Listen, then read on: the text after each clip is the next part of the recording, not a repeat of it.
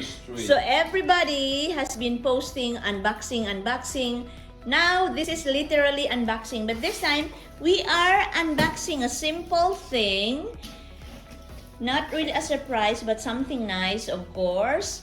We just bought our Christmas tree. Yeah. So officially today, our Christmas shopping started. Yeah. Okay. Yeah, I know how it works. This is it. You know, Angelo is very meticulous, and right now before he installs it, he said he's going to check first if everything is perfect, complete, and everything works, not broken, not missing pieces, and then he will accept it. He is very detailed. No. Very meticulous. Oh, you see? It's instant stand there. We make them ready now? If you want to, why not? But I just made a tea. Yeah. Okay, let's But drink tea. everything is in us. We have tea, chocolate, and donuts. Dunkin' Donuts. I can do that. So I have something to do tomorrow. That's the third piece.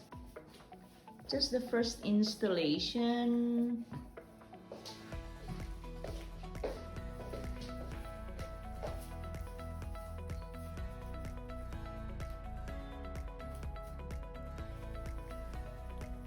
Okay.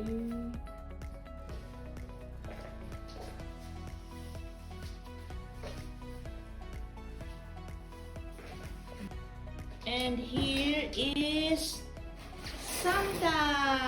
Hello, Santa. Ho, ho, ho, ho.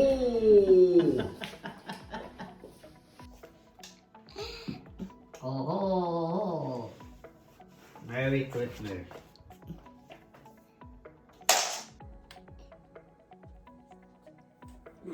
Oh my god, it's too early even before the Halloween. What is the date today? October 5th. 5. Yeah.